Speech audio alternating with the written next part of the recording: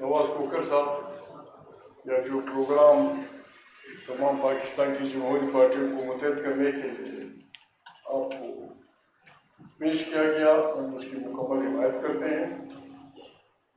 باقی جو کچھ محترم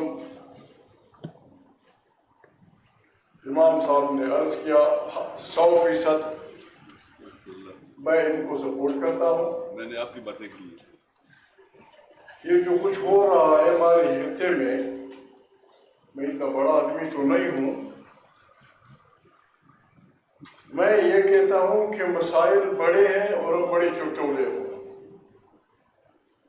کسی کو اس کا ادراک نہیں ہے کہ کیا ہو رہا ہے۔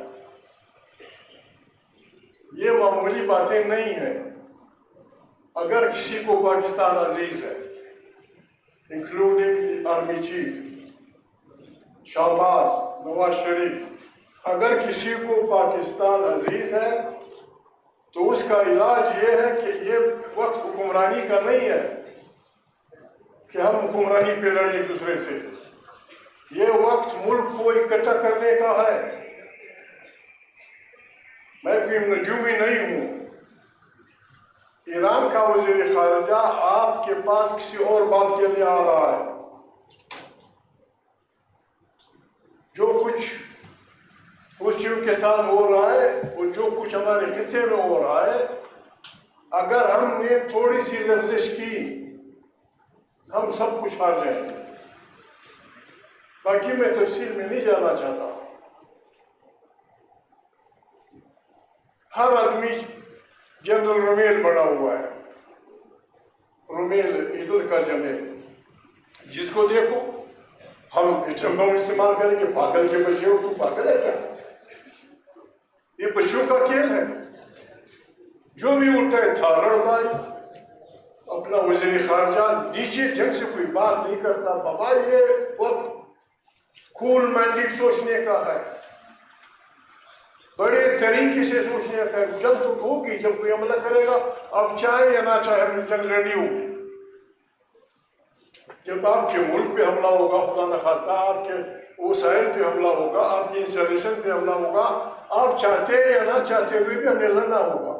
لیکن لڑائی بڑی خطرناک وہ ہے۔ ہمارے خطے میں 3 سال سے ہم چیخ رہے ہیں کہ ہمارا خطہ ایک بہت بڑے جنگ کا میدان بننے والا ہے۔ ہماری عقل کا امتحان ہے۔ ہماری بات کسی نے نہیں سوچی، کسی نے نہیں سنی۔ افغان حکمرانوں کا، ایران کے حکمرانوں کا، پاکستان کے حکمرانوں کا، حتیٰ سینٹرل ایشیا کے حکمرانوں کا عقل کا امتحان ہے کہ ہم کس طرح اپنے اس ملک سے اس بدبخت جنگ کو دور کر سکتے ہیں۔ جو لوگ پیسہ دے کے اپنے بچوں کو کرپٹ کر کے پیسے، زر اور زور کی قیمت پہ حکمرانی پہ قابض ہوں، وہ پاکستان کا دفاع نہیں کر سکتے۔ ہر آدمی کہتا ہے دہشت گردی کا میں مخالف ہوں۔ شہباز بھائی، کیا یہ دہشت گردی نہیں ہے کہ 23 کروڑ انسانوں کے مینڈیٹ کو زر اور زور کی بنیاد پہ چھینا جائے؟ اور جو ادارے آپ کو سپورٹ کر رہے ہیں، کیا یہ قرآنی احکام کے خلاف بات نہیں ہے؟ کیا یہ جمہوریت کے خلاف بات نہیں ہے؟ کیا یہ انسانیت کے خلاف بات نہیں ہے؟ قرآن کریم کہتا ہے، علامہ صاحب نے اشارہ کیا اس طرف کہ انصاف کرتے وقت دیکھو کہیں کسی آدمی کی دشمنی آپ کوئی بے انصافی کی طرف نہیں لے جائے۔ قرآن کہتا ہے کہ اگر آپ کا دشمن بھی ہے، جب آپ انصاف کی کرسی پہ ہو، اپنی انصاف کرنا ہے۔ ہم امن کی باتیں کرتے ہیں۔ امن انصاف سے جڑا ہوا لفظ ہے۔ جس گھر میں انصاف ہوگا وہ امن ہوگا، جس گاؤں میں انصاف ہوگا وہ امن ہوگا، جس شہر میں انصاف ہوگا وہ امن ہوگا۔ اور جہاں بے انصافی ہوگی، بے انصافی نفرتوں کو جنم دیتی ہے، نفرتوں کو کدورتیں بناتی ہے، لڑائی نتیجے جنگ کی طرف جاتی ہے۔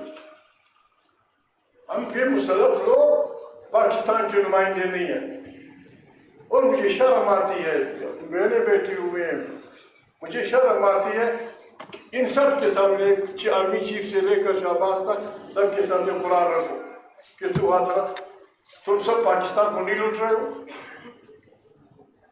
کیا پاکستان سے وفاداری کا تقاضا یہ ہے کہ اسے لوٹا جائے، اس کے بچوں کو کرپٹ کیا جائے؟ 20 30 80 کروڑ روپے پہ ایک ووٹ، 80 کروڑ 90 کروڑ میں بلوچستان کے 4 اضلاع کو 5 منٹ روٹی دی جا سکتی ہے۔ جو اپنی وفاداریاں بیچتا ہے، جو اپنا ضمیر بیچتا ہے، جو اپنا سب کچھ بیچتا ہے، وہ پاکستان کا وفادار ہے۔ اور جو کہتا ہے کہ بابا یہ مت کرو، آپ فلسطین کے لیے جلوس نکالتے ہیں، نکالنا چاہیے، ظلم ہو رہا ہے۔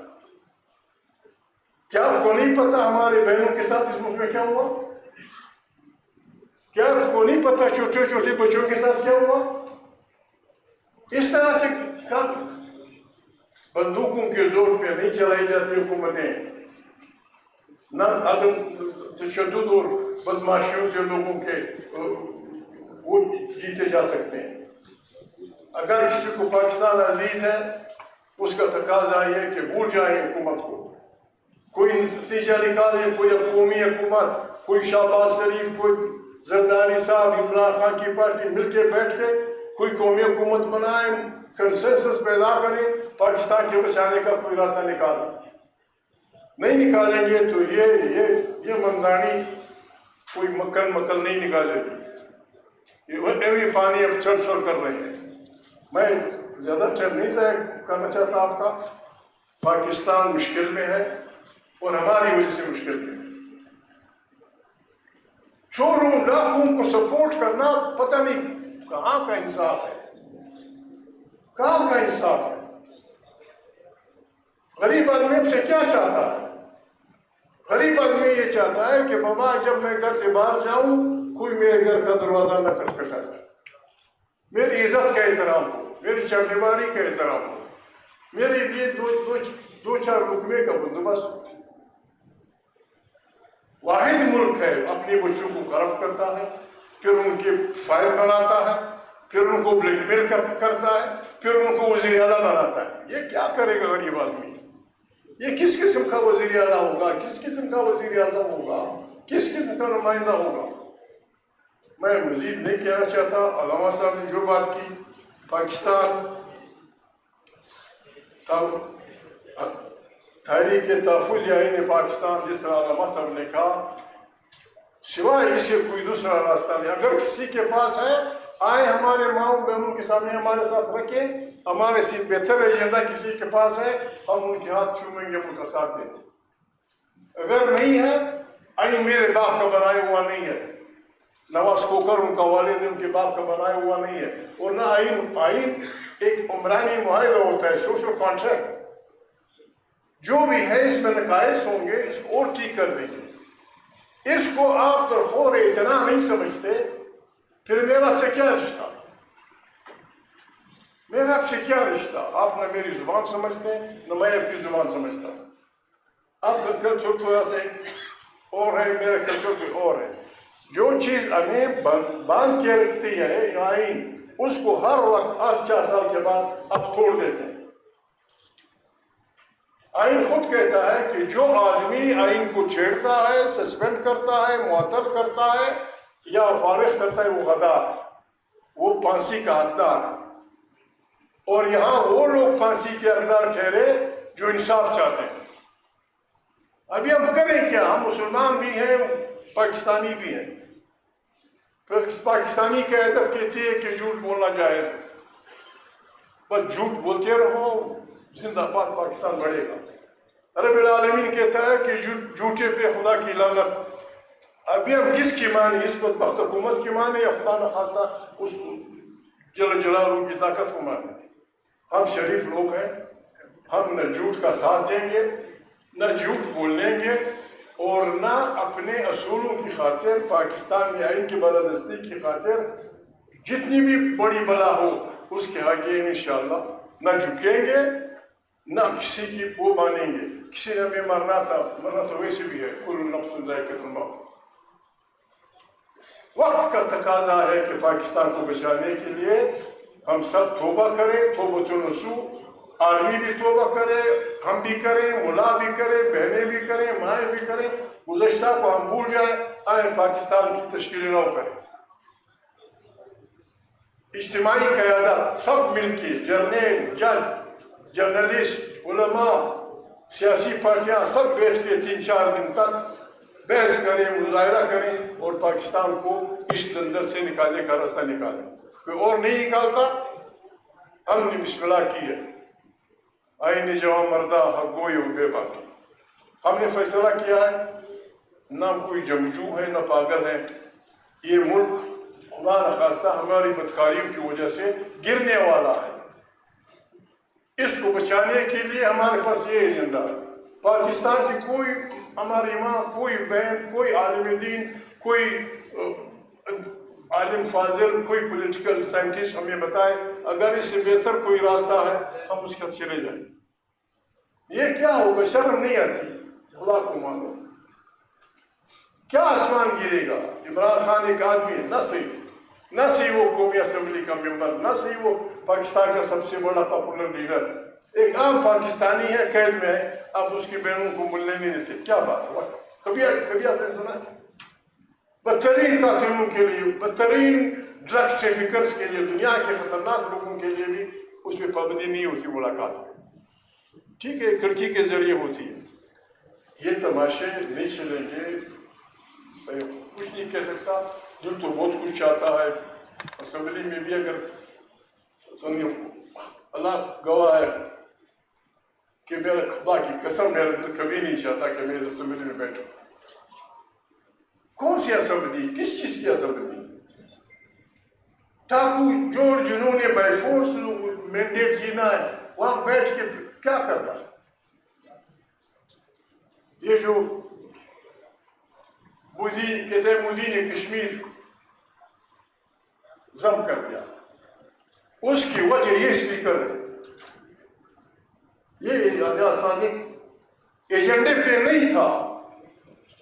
فاٹا پاکستان کے آئین کے تمام آرٹیکلز میں سے فاٹا کو علامہ صاحب صرف 3 آرٹیکل لگتے تھے، صرف 3، باقی سارے آرٹیکل 100-200 کتنے یہ فاٹا میں وہ نہیں تھے، ایجنڈے پہ نہیں تھا۔ اس نے کہا میں نے موو کیا کہ فاٹا پاکستان کا حصہ بن گیا۔ اسی ایک ہفتے بعد کشمیر کا صرف 1 آرٹیکل تھا، مودی نے اس کو کاٹ دیا۔ جب تم سارے فاٹا کو بغیر اس کے لے سکتے ہو، میں کشمیر کر دوں گا۔